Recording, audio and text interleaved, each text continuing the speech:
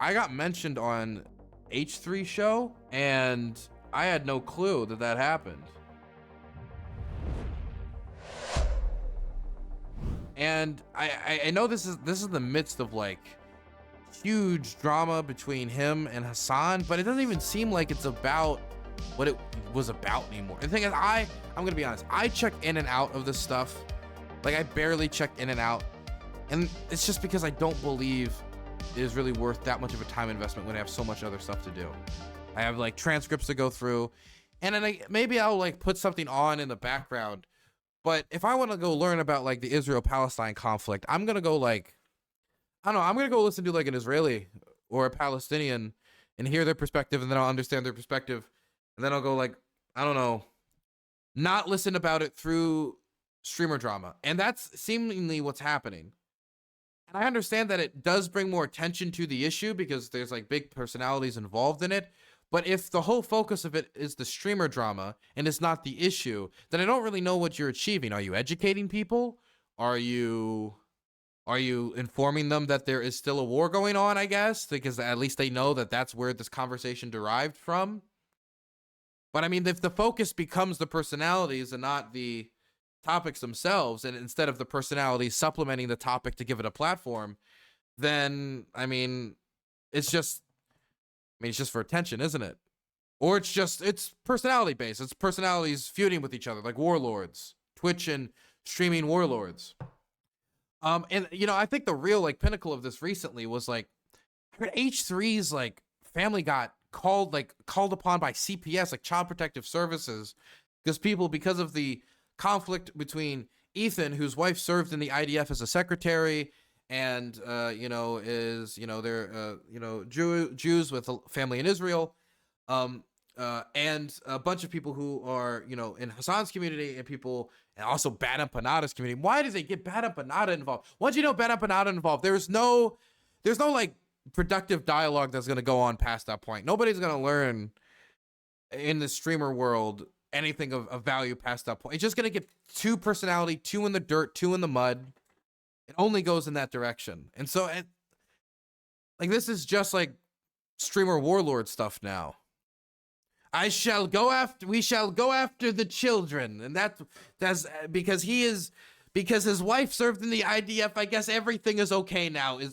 We can just do whatever this is why I want to stay away from this stuff with like a 10-foot pole. Because if somebody thinks that that's okay to do to like them, like I worry about like, not even myself. People say crazy stuff about me. People have done crazy stuff like trying to give the Russians coordinates and weird stuff. But just like the idea of getting the family involved, people who aren't involved at all, and these kids are like 3 and 5, it's wild. And it just shows you just how off base and how unrelated to Palestine all of it is now. It's just off talking about Ethan's kids instead of saying like, hey, Donald Trump wants to build a big apartment block and luxury condo where there used to be communities in Gaza. And instead of this being the focus, it's this. Even though it's just basically like he's saying like ethnic cleansing out of the side of his mouth and then backing off of it, then unbacking off of it, then backing off of it again. And instead we're CPS. Okay. But putting all of that aside, okay, I did not see, and this is the only reason I'm talking about this, okay, and I wanted to put that addendum out there.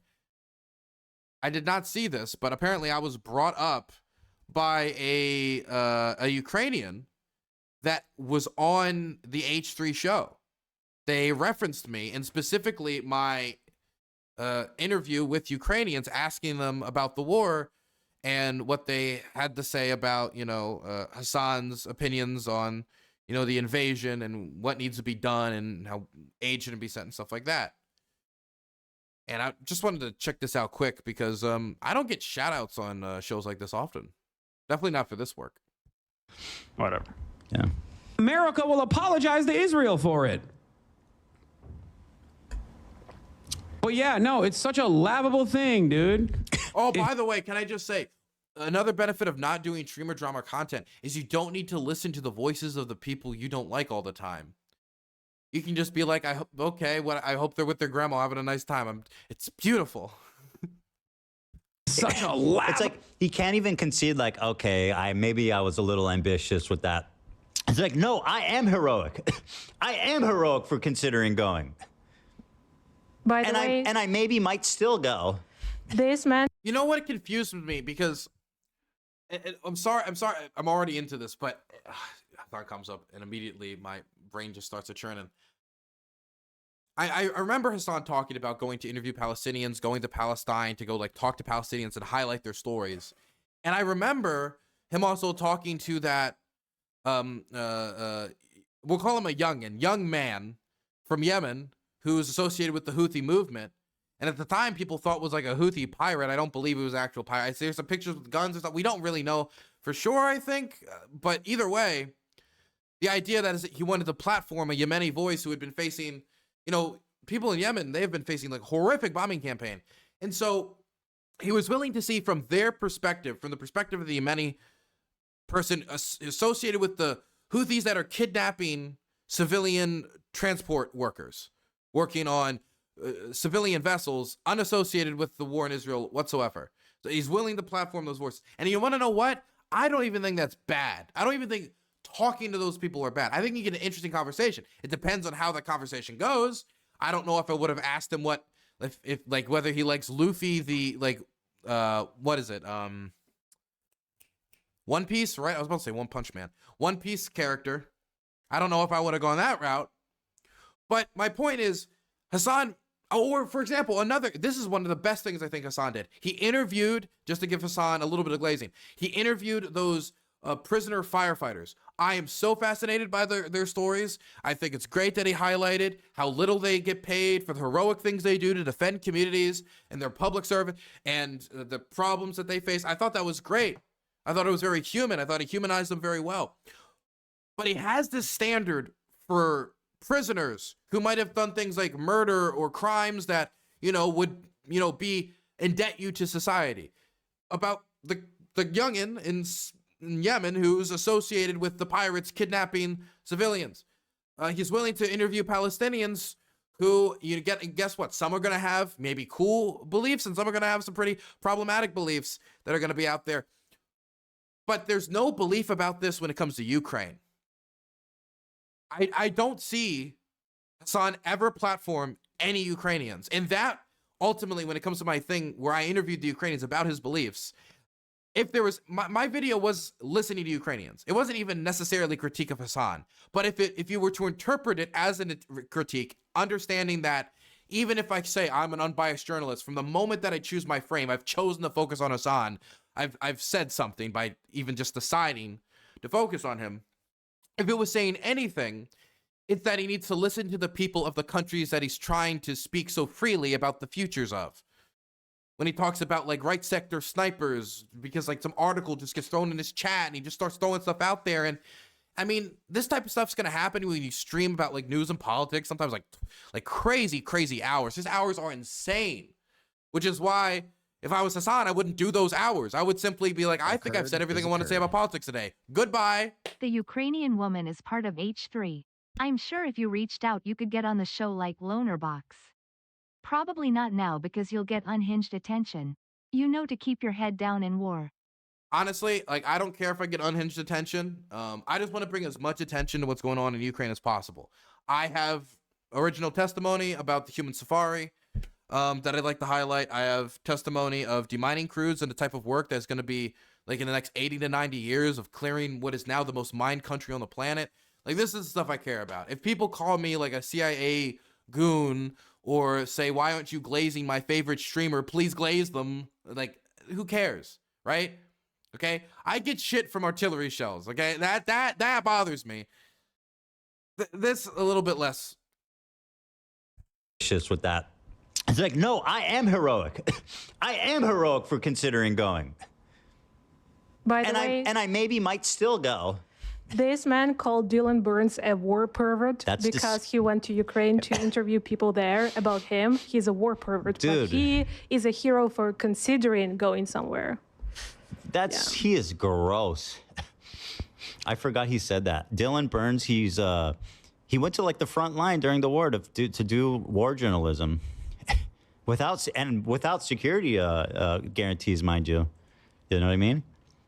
They didn't issue him a missile thick tank that could withstand nuclear explosions. That's what Hasan wants. He's like, unless they can get me a tank, okay, that can withstand. Was I supposed to be issued something? The first times I went to the front line, I hitchhiked into Ukraine, hooked up with my Polish friends, went to the front, and I was borrowing body armor. For the first few missions, I was borrowing body armor from the NGOs that would be nice enough to lend it to me. And let me tell you, I was 100% abusing that privilege. I was always giving it back to them late. I was, and that's why eventually, last time I gave them, I just apologized, and I had to go buy my own. Definitely not missile proof. You guys should, my body armor, my boss is killing me. My boss is going to kill me if the Russians don't. He keeps telling me, my boss with Offbeat Research, when we produce the reports on the war, I do reports with them as well as my video content. If anybody ever wants to read an article I've written, Offbeat Research. Also, my new article is going to be published for them next month, apparently. They're saving it. I would have published it yesterday, but whatever. But he keeps telling me, like, Dylan, your body armor is not good, because my body armor just covers like this, right? And it's light. And I like that it's light because it gives me more, it's easier to run around, and but it doesn't cover it doesn't cover a lot. It keeps telling me, Dylan, you got to get more soft body armor, and we are doing it next time. He's told me that if you go back there, you have to do it, so I'm doing it. And so before I go on the front again, I will have that soft body armor, which is good. But man, for 3 years, I've just had this like tiny chest plate.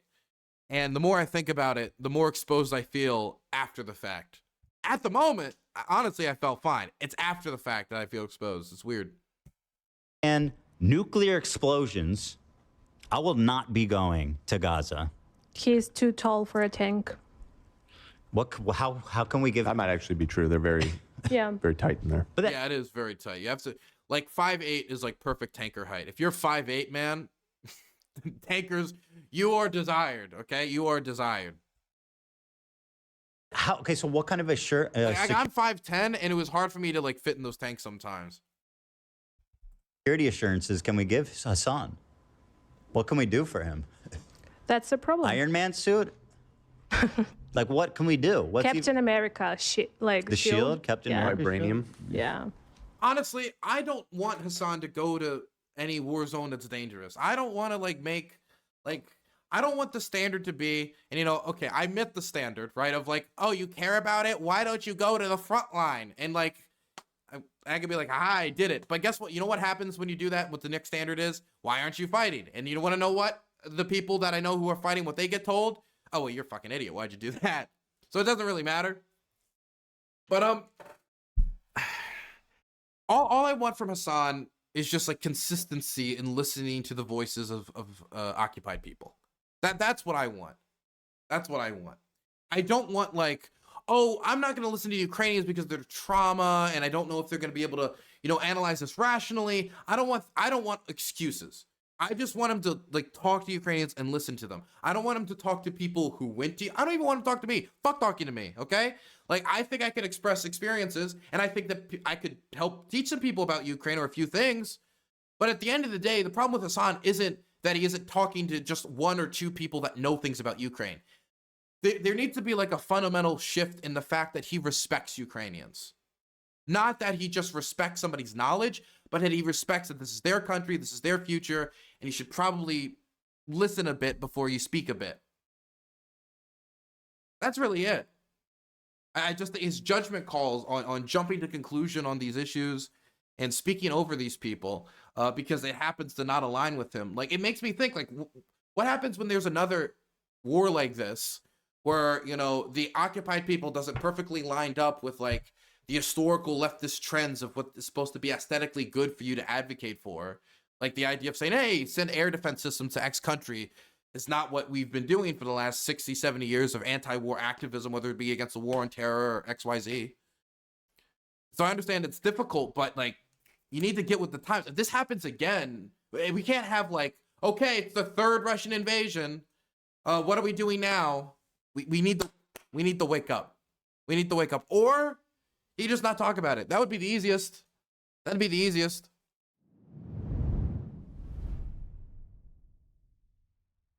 You can't be a journalist and have even a chance you could carry a weapon unless you're the Polish foreign minister. Yes, unless you're the Polish foreign minister.